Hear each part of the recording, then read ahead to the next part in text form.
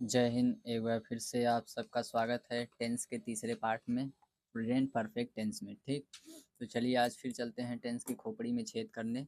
और tense number 3 है present perfect tense. Hindi में इसको हम क्या कहते हैं कि वर्तमान पूर्ण काल। ठीक, तो जो इसका पहचान होता है, मतलब आप कैसे पहचानेंगे कि ये टेंस प्रेजेंट परफेक्ट टेंस का है। ठीक है, तो उसके लिए क्या होगा ना कि वाक्य के अंत में चुका है, चुकी हैं, चुके हैं, चुका हूँ, आ है, ई है, ए है, ये सारे शब्द आएंगे। ठीक है, वर्ब के अंत में ये सारे वर्ड्स लगा होना चाहिए। जैसे वह घर जा चुका है, तुम दौड़ चुके हो, हंस चुका है, राम अभी आया है, श्याम गया है, रोहन रो चुका है। ठीक है, तो ये सारे वर्ड्स वर्ब के क्रिया के अंत में लगे रहने चाहिए, जिससे पता चल जाएगा कि कौन सा टेंस है प्रेजेंट परफेक्ट टेंस। हिंदी में हम इसको कहते हैं वर्तमान पूर्ण काल। ठीक, तो इस टेंस की जो सहायक क्रिया होती है, जितने भी टेंस है सबका अपना अपना कोई ना कोई सहायक क्रिया होता है। तो इस टेंस का जो सहायक क्रिया होता है वो दो होता है। क्या, पहला जो होता है वो हैज होता है और दूसरा जो होता है हैव होता है। प्लस इस टेंस में हम करते हैं वर्ब के तीसरी फॉर्म की अवस्था का प्रयोग। ठीक है, वर्ब का जो थर्ड फॉर्म होता है उसका प्रयोग किया जाता है इस वाले टेंस में। ठीक, तो इसका जो रूल नंबर 1 होने वाला है, नियम नंबर 1, कि आई मतलब होता है मैं, वी मतलब होता है हम, यू का मतलब होता है तुम और दे का मतलब होता है वे। मतलब आई वी यू दे एवं बहुवचन कर्ता के साथ आप हैव का प्रयोग करते हैं। किसका प्रयोग करते हैं? हैव का प्रयोग। और ही का मतलब होता है वह, सी का मतलब वह होता है, इट एक वचन कर्ता होती है और नेम होता है। नेम का मतलब होता है क्या? नाम, कोई भी नाम होना चाहिए। और इसी के साथ एक वचन कर्ता जो भी होगा उसके साथ हम हैज का प्रयोग करेंगे। ठीक है, तो नियम क्या है कि आई वी यू दे एवं बहुवचनकर्ता के साथ आप हैव का प्रयोग करेंगे। और ही सी इट और नेम और जितने भी एक वचन करता होता है सबके साथ आप किसका प्रयोग करेंगे? हैज का प्रयोग करेंगे, HAS। ठीक है, जो इसका नेक्स्ट रूल होता है, रूल नंबर 2, कि इसमें जो क्रिया की तीसरी अवस्था का प्रयोग किया जाएगा। ठीक है, जैसे गो होता है, इसका जो सेकेंड फॉर्म होता है गो, फर्स्ट फॉर्म होता है, इसका सेकेंड फॉर्म क्या होता है? वेंट। जैसे कोई भी वर्ब हो, दुनिया का कोई भी वर्ब होगा ना, उसके कितने फॉर्म होते हैं? 5 फॉर्म होते हैं। जैसे गो, इसका सेकेंड फॉर्म क्या होगा? वेंट। थर्ड फॉर्म क्या होगा? Gone. Fourth form going, GOING। और फिफ्थ फॉर्म होगा गो, GOES। तो कोई भी वर्ब होगा उसके 5 अवस्थाएं होंगी। फर्स्ट फॉर्म को हम, फर्स्ट फॉर्म है जैसे गो मतलब क्या होता है? जाना, इसका सेकेंड फॉर्म वेंट, इसका third form gone, fourth form going और फिफ्थ जो फॉर्म होता है वो गोज होता है। ठीक है, तो इसमें जो प्रयोग किया जाएगा वो तीसरी अवस्था का प्रयोग किया जाएगा, मतलब गॉन। हर एक मीनिंग का आप थर्ड फॉर्म रखेंगे। तो सिंपल सेंटेंस का जो स्ट्रक्चर है वो स्ट्रक्चर क्या है कि सबसे पहले आप सब्जेक्ट का प्रयोग करेंगे, उसके बाद या तो हैज और या तो हैव का प्रयोग करेंगे, प्लस वर्ब का थर्ड फॉर्म लगाएंगे जैसे कि मैंने आपको बताया। और उसके बाद आप ऑब्जेक्ट का प्रयोग करेंगे, जो भी उसमें ऑब्जेक्ट दिया रहेगा। यदि ऑब्जेक्ट है तो रखिए और ऑब्जेक्ट नहीं रहेगा तो नहीं लिखेंगे। ठीक है, तो सबसे पहले आप सब्जेक्ट माने कर्ता को रखेंगे जो काम को करेगा। उसके बाद सहायक क्रिया हेल्पिंग वर्ब में या तो आप हैज का प्रयोग करेंगे या तो हैव का। उसके बाद वर्ब का थर्ड फॉर्म, एक वचन कर्ता के साथ आप हैज का प्रयोग करेंगे और बहुवचन कर्ता के साथ आप किसका प्रयोग करेंगे? हैव का प्रयोग, HAVE। तो चलिए ट्रांसलेशन को करते हैं स्टार्ट। और फर्स्ट ट्रांसलेशन क्या है कि वह जा चुका है। बहुत सिंपल, धीरे धीरे हम ट्रांसलेशन को करेंगे थोड़ा से बड़ा।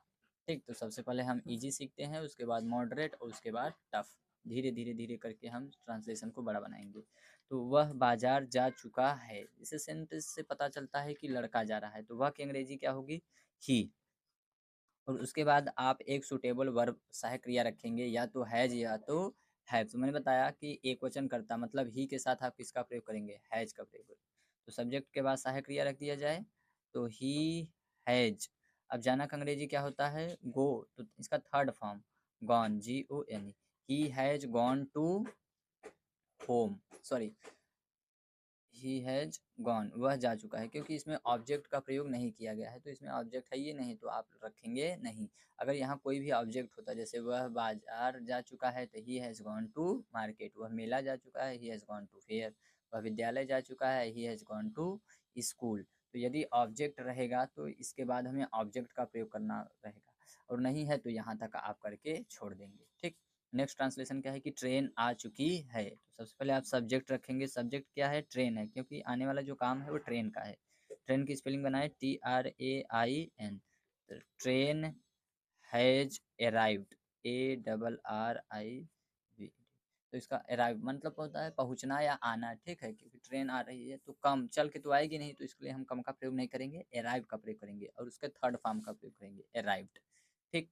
नेक्स्ट ट्रांसलेशन है, थोड़ा सा ट्रांसलेशन बड़ा कर दिया गया है कि मैं अपना प्रोजेक्ट पूरा कर चुका हूँ। तो सबसे पहले आप किसकी अंग्रेजी लिखेंगे, मैं की। क्या होती है, आई के साथ आप किसका प्रयोग करेंगे, हैव का, आई हैव। अब पूरा करना क्या होता है, complete, COMPLETED, completed, I have completed अपना प्रोजेक्ट। अगर करता आई है तो अपना की अंग्रेजी माई लिखी जाती है, तो I have completed my work, sorry, I have completed my project, PROJECT, I have completed my project, मैंने अपना काम पूरा कर, मैं अपना प्रोजेक्ट पूरा कर चुका हूँ, I have completed my project. Next है कि मैं अभी आया हूँ, जस्ट तुरंत तुरंत आए हैं, तो अभी की अंग्रेजी होती है जस्ट। सबसे पहले रखेंगे क्या, आई के साथ आप किसका प्रयोग करते हैं, हैव, तो आई हैव। उसके बाद just, JUST, I have just आना, अराइव्ड मतलब पहुंच जा गए हैं, तो ARRIVED, I have just arrived, मैं अभी आया हूँ, आई हैव जस्ट अराइव्ड। ठीक है। नेक्स्ट है ट्रांसलेशन कि तुमने तुमने अपना कार्य पूरा कर लिया है। तुमने, सबसे पहले आप तुमने की अंग्रेजी लिखेंगे, तुमने का मतलब कौन होता है, यू, तो YOU, यू के साथ आप किसका प्रयोग करेंगे, हैव, तो यू हैव। अब पूरा करना, complete, COMPLETED, you have completed किसका कार्य, अपना कार्य। अगर करता यू है तो अपना का अंग्रेजी your, YOUR, you have completed your work, WORK, you have completed your work, तुमने अपना कार्य पूरा कर लिया है। ठीक। ट्रांसलेशन के सिलसिले में हम आगे चलते हैं कि नेक्स्ट ट्रांसलेशन क्या है कि उसने तुम्हें एक गिफ्ट भेजा है। तो ठीक है, तो उसने का मतलब क्या हो जाएगा, ही। अब ही के साथ आप किसका प्रयोग करेंगे, हैज का प्रयोग, ही हैज। अब भेजना का होता है sent, third form, SENT, he has sent a gift, GIFT, he has sent a gift, उसने तुम्हें, फॉर यू, तुम्हारे लिए भेजा है, तो for YOU, he has sent a gift for you. हम क्रिकेट खेल चुके हैं। नेक्स्ट ट्रांसलेशन क्या क्या है कि हम क्रिकेट खेल चुके हैं। तो सबसे पहले हम की अंग्रेजी क्या लिखेंगे आप, वी, तो वी के साथ आप किसका प्रयोग करेंगे, हैव, तो वी हैव। खेलना का अंग्रेजी क्या होता है, प्ले, PLAY, ED लगा दीजिए। वी हैव प्लेड, क्या खेले हैं आप, cricket, CRICKET, we have played cricket. बहुत सारे बच्चे क्या होते हैं ना कि क्रिकेट के पहले हम ए एन द आर्टिकल का प्रयोग करते हैं, तो ध्यान दीजिएगा कोई भी खेल हो, खेल के पहले आर्टिकल का प्रयोग नहीं किया जाता है, यानी कि यहाँ ए एन द का प्रयोग बिल्कुल नहीं करेंगे। ठीक। तो वी हैव प्लेड क्रिकेट, हम क्रिकेट खेल चुके हैं। ठीक। नेक्स्ट क्या है कि गीता ने सारे कपड़े धो लिए हैं। तो सबसे पहले आप किसकी अंग्रेजी लिखेंगे, गीता की, GEETA, गीता। अब उसके साथ किसका प्रयोग करेंगे, हैज, गीता हैज। धोना का अंग्रेजी क्या होता है, wash, WASHED, Geeta has washed all, सारा का मतलब होता है पूरा, तो Geeta has washed all the clothes, CLO, ये सी है, CLOTHES, Geeta has washed all the clothes. इस तरीके से हमारा सिंपल सेंटेंस खत्म हो गया है। ठीक है, इसी तरीके से आप ढेर सारे ट्रांसलेशन इसके बना सकते हैं खुद से। नेक्स्ट बात करते हैं निगेटिव सेंटेंस, मतलब नकारात्मक वाक्य की। इस सारे वाक्यों में कौन सा शब्द आएगा, नहीं शब्द लिख के आएगा, तो उसे हम निगेटिव सेंटेंस यानी कि नकारात्मक वाक्य कहते हैं। जो इसका स्ट्रक्चर होता है वो होता है क्या है कि सबसे पहले आप सब्जेक्ट रखेंगे, उसके बाद हैज या तो हैव का प्रयोग करेंगे। यदि कर्ता आपका एक वचन है तो हैज, और यदि कर्ता बहुवचन है तो आप किसका प्रयोग करेंगे, हैव का प्रयोग करेंगे। उसके बाद आप नॉट लगाएंगे, उसके बाद आप वर्ब का थर्ड फॉर्म लगाएंगे, और इसके बाद अगर कोई ऑब्जेक्ट बचा हुआ है तो आप उसका प्रयोग कर देंगे। यानी कि सब्जेक्ट रखेंगे सबसे पहले, उसके बाद हैज और या तो हैव, और उसके तुरंत बाद नॉट प्लस वर्ब का थर्ड फॉर्म और जो ऑब्जेक्ट रहेगा। ठीक है, सेंटेंस में इस तरीके से हमारा स्ट्रक्चर था। जिस बच्चे को ट्रांसलेशन करने में थोड़ा भी तनिक भी समस्या आए ना, तो वो स्ट्रक्चर को जरूर एक बार रिवाइज कर लीजिएगा, स्ट्रक्चर से ही पूरा सेंटेंस बनेगा। ठीक। तो चलिए करते हैं ट्रांसलेशन कि मनीष ने पत्र नहीं लिखा है। तो सबसे पहले आप किसकी अंग्रेजी बनाएंगे? मनीष की। मनीष, अब उसके बाद नाम के साथ किसका प्रयोग करते हैं? हैज का प्रयोग। तो मनीष हैज, अब उसके तुरंत बाद नॉट, तो मनीष हैज नॉट राइट, है ना। लिखना का अंग्रेजी क्या होता है? राइट। इसका थर्ड फॉर्म लिखेंगे WRITTEN। Manish has not written a letter, LETTER। Manish ने पत्र नहीं लिखा है, तो Manish has not written a letter, Manish ने पत्र नहीं लिखा है।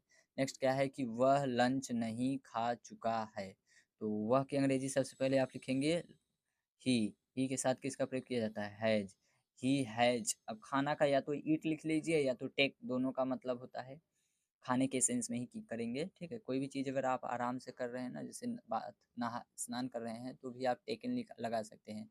कोई चीज़ खा रहे हैं या कोई चीज़ पी रहे हैं, तो आप उसके लिए टेक का प्रयोग कर सकते हैं। तो he has taken, TAKEN, he has taken lunch, LUNCH। दोपहर का जो भोजन होता है उसको हम लंच कहते हैं, ठीक है। तो he has taken lunch. Next क्या है कि सीमा समाचार पत्र नहीं पढ़ चुकी है। तो सबसे पहले आप किसकी अंग्रेजी बनाएंगे? सीमा की, SEEMA। सीमा, सीमा के साथ आप किसका प्रयोग करेंगे? हैज का। तो सीमा हैज, सीमा समाचार पत्र नहीं पढ़ चुकी है, तो Seema has not read, READ। Read का मतलब क्या होता है? पढ़ना।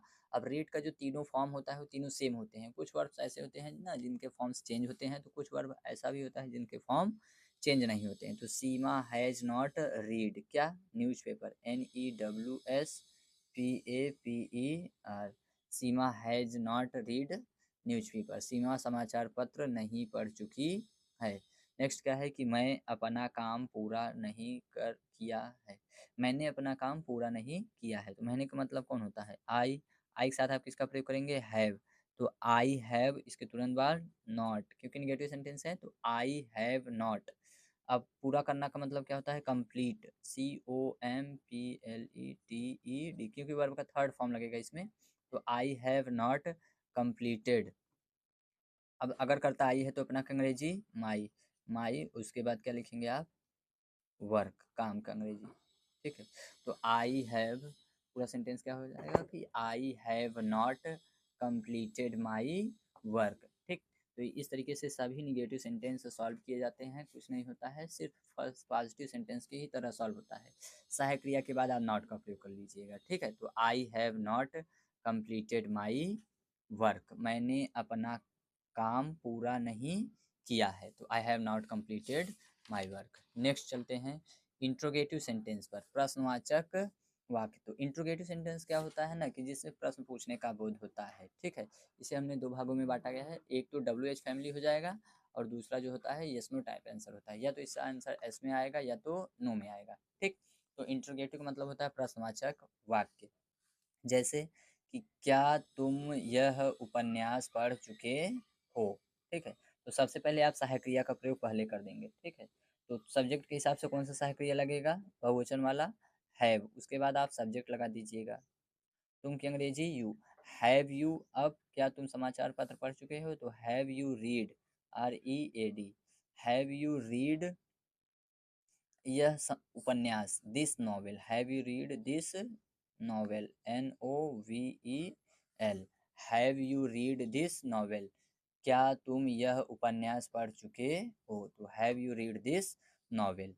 क्या वह घर जा चुका है? क्या वह घर जा चुका है? तो सबसे पहले आप क्या लगाएंगे? Has, has. हैज के बाद वह की अंग्रेजी, लड़का जा रहा है तो he, has he, GONE, has he gone to. घर की अंग्रेजी क्या हो जाएगी? Home, HOME।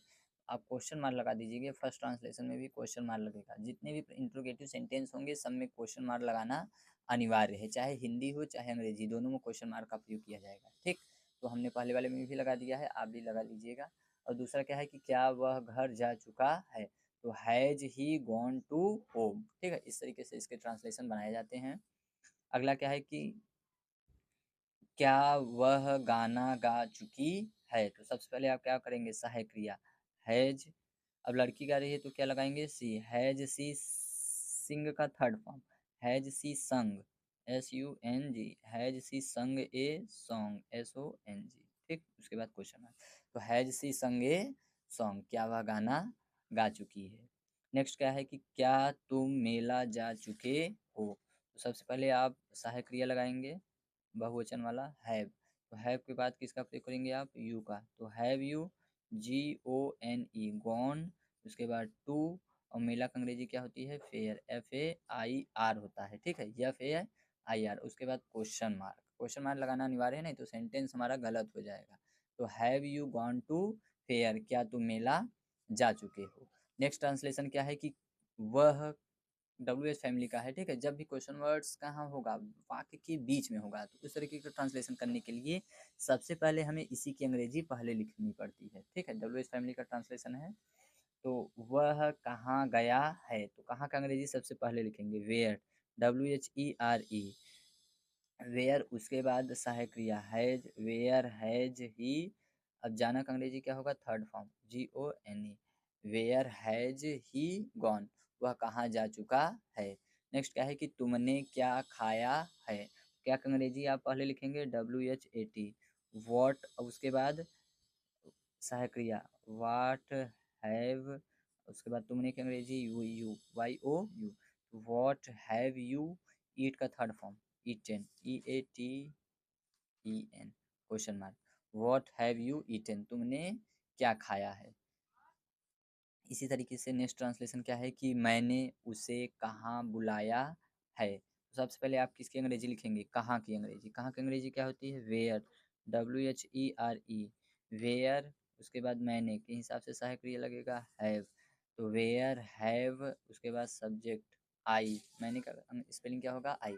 Where have I called, CALLED, where have I called him, HIM। उसके बाद क्वेश्चन मार्क, उसे की अंग्रेजी क्या लिख देंगे, हिम। ठीक है, तो where have I called him, मैंने उसे कहाँ बुलाया है, तो where have I called him. ठीक है, इसी तरीके से प्रेजेंट परफेक्ट टेंस का लास्ट ट्रांसलेशन क्या है कि तुम कहाँ जा चुके हो। ठीक है, तो कहाँ के अंग्रेजी सबसे पहले आप लिखेंगे, वेयर, WHERE, वेयर। अब उसके बाद सब्जेक्ट के हिसाब से सहायक क्रिया यहाँ क्या लगेगा, हैव, तो वेयर हैव यू। उसके बाद जाना का अंग्रेजी क्या होगा, third form, gone, where have you gone. और हमारा ट्रांसलेशन कंप्लीट हो गया है। ठीक है, आशा करते हैं आपको सारे ट्रांसलेशन समझ में आए होंगे। यदि कोई भी ट्रांसलेशन में किसी भी प्रकार की समस्या होती है तो कमेंट सेक्शन में कमेंट करिएगा, ताकि नेक्स्ट टाइम हम आपकी समस्या को सॉल्व कर सकें। और चैनल पे नए हो तो चैनल को कर दीजिएगा सब्सक्राइब, ताकि हमारी वीडियो आपके पास पहले सबसे पहले पहुंच सके। ठीक, तो मिलते हैं इसी तरीके से नेक्स्ट क्लास में टेंस के। तब तक के लिए धन्यवाद।